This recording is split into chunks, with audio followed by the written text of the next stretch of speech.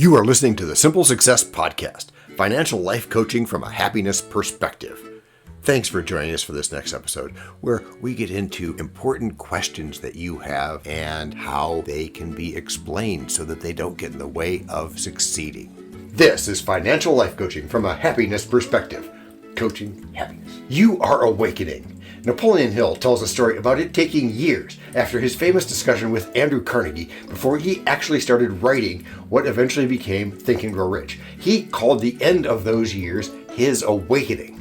And you are awakening. And I'm working on balancing your successful investing with overcoming fear and other psychological hurdles. Now, does this not fit your idea of common sense? Well, let me tell you this. If you want to pursue common sense, then you have to be prepared for common results. It's okay to not be great at first. You will never be great until you start. Hello everyone, this is John with the Simple Success Podcast, financial life coaching from a happiness perspective. Because we know you want to show us some serious love in return for the tremendous benefits you get from us, please head over to https://anchor.fm/ simple success. That's one word, simple success, support. There, you can choose from a $9.99 per month investor level of support, a $4.99% level, or a basic intro level of just 99 cents per month. That's not much when you compare it to a stockbroker, right? And this is so much more sensible. To leave us a voice message, which just might see the light of day in a future podcast, go to https://anchor.fm/ simple success. Again, one word, simple success, message. I won't repeat those links because weird. And anyway, show notes. This is financial life coaching from a happiness perspective. Coaching happiness. You are awakening. Napoleon Hill tells a story about it taking years after his famous discussion with Andrew Carnegie before he actually started writing what eventually became Think and Grow Rich. He called the end of those years his awakening. And you are awakening. And I'm working on balancing your successful investing with overcoming fear and other psychological hurdles. Now, does this not fit your idea of common sense? Well, let me tell you this. If you want to pursue common sense, then you have to be prepared for common results. It's okay to not be great at first. You will never be great until you start. In that spirit, today's episode is, When Can I Retire? This has been asked in NerdWallet, The Motley Fool, Vanguard, and even Forbes magazine. But I'm not even getting into Social Security retirement age. That's a different topic. You can go to www.ssa.gov if you want the government's help with that. And of course, I can help explain it. But as I said, that's a different topic, at least for today. Your age does not matter, by the way. People ask, when can I retire if I was born in year X? That does not matter. It could change your expectations about some things, of course, but it's not the be-all, end-all in the decision world. A preacher's 4-year-old son dies. Then he meets him in heaven. The boy reports the true nature of heaven. Family, friends, animals, and celestial beings. Is this book fact or fantasy? Oh, wait. That's a book called When is Heaven for Real? Now, in some people's thinking, when can I retire and when is heaven for real, they're kind of the same thing. But let's get past that for now. When to retire can be a complicated question, mostly because it depends on many factors. The biggest step you or anyone can take toward getting to this goal successfully is to make it simple and fun and done. Let's get on with some of the things to remember about today's topic, which again is, when can I retire? The first one is, you're making it too hard. Don't distract yourself. Don't do this. The answer to when can I retire requires matching your expected income with your expected expenses while having a contingency plan. Oh, it does not. That's roughly equivalent to, your call is very important to us. Let's examine both the financial and the non-financial reasons for retiring. First, the financial reasons, or at least the ones you should have. When I say should have, I mean as opposed to thinking often repeated by well-meaning people. Instead of thinking you need to get yours while the getting's good, we need to think what we could do with our wealth, our financial wealth or our mental wealth, preferably both, that will help others.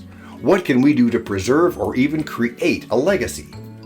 Our focus on success must be the things that make us happy, things that involve having choices. The way we do this, you get to decide not only when you're going to retire, but what your lifestyle is going to be like when you do, and even where that will be. You want to pursue things to have fun with, whether that's family or children or travel or places. To get there, there's a few things you'll have to learn. Maybe you've already learned them, and we just need to connect the dots. That's fine too. In fact, it's all good.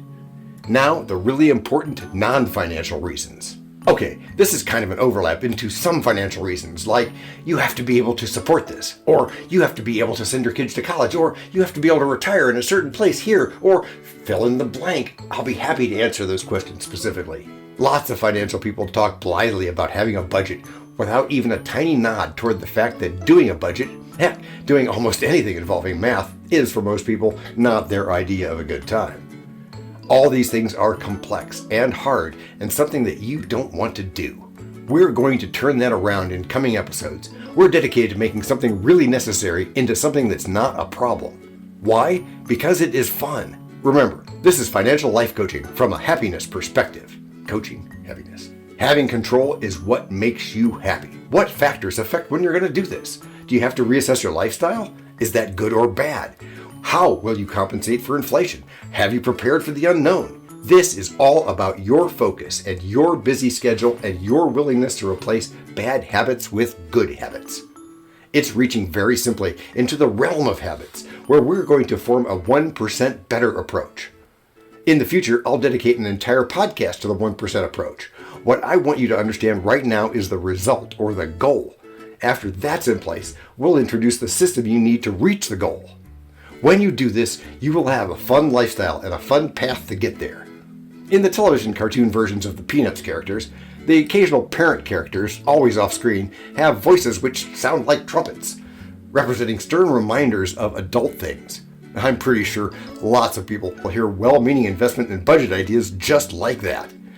Like trumpets of doom or something, and then they wonder why people don't want to do it. Hello? When your goal is a happy life, where does someone yammering about inflation fit in? Really? Don't misunderstand. There are a lot of important questions, and we can't be ignorant of any of them. But what we don't need is reasons to not take action. None of us needs any help failing at something. Instead, we need to picture the long-term goal and start to faithfully follow the steps day after day until we suddenly, in air quotes, reach the goal.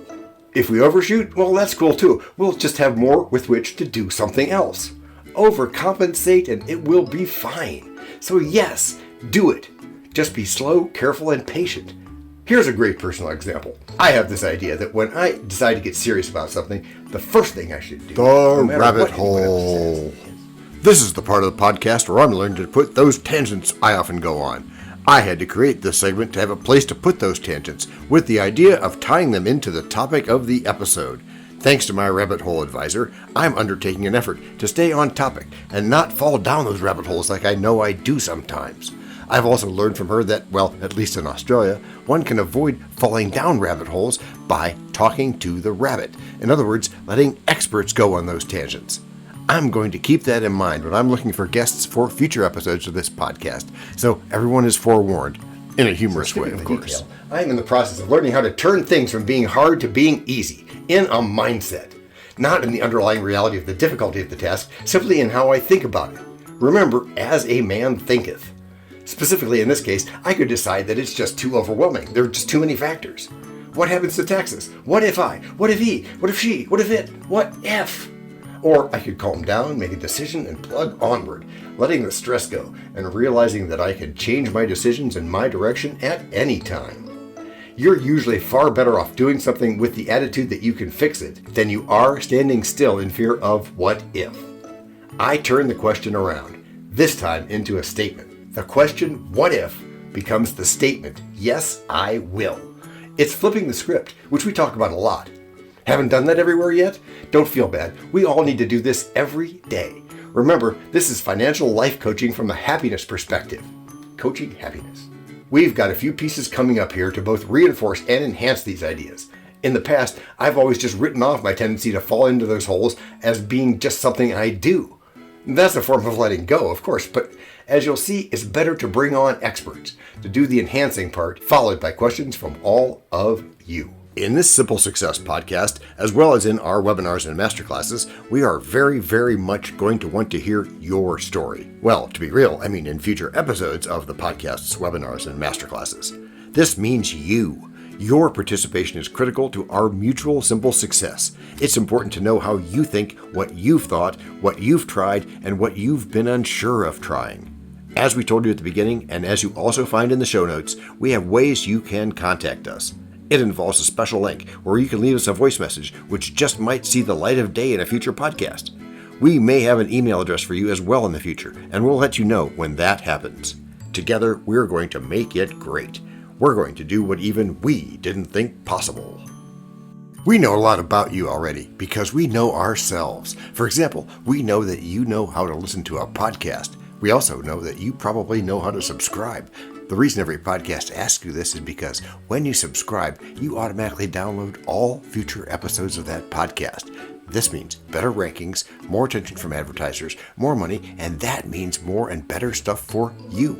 So your motivation is simple and easy. Subscribe. Apple Podcasts, Stitcher, Overcast, or wherever you get your favorite podcasts. There is no try. There is only do.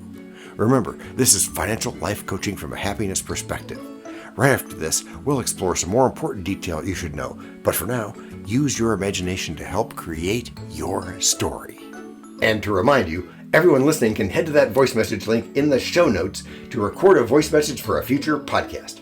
Anyway, to wrap up the story, when can I retire?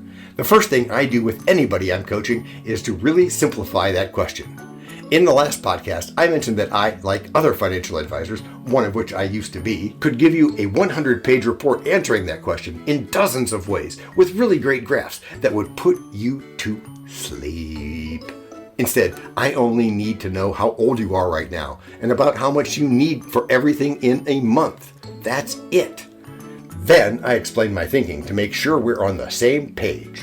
Can you do it? Yes, you will. That's part of changing your thinking, which we'll get into later, sooner if you want me to. Notice that I am being repetitive in addition to being positive. The psychology concept behind that is, just like last week, the familiarity principle, also known as the mere exposure effect. I've linked to that in the show notes. Now, since you want more of this, you start by subscribing, and I told you why all podcasts want you to subscribe. Then you pick your goal. Then you start doing it. We know you need help. We have one-on-one coaching for you. You have to take the first steps though, and the biggest one is your attitude.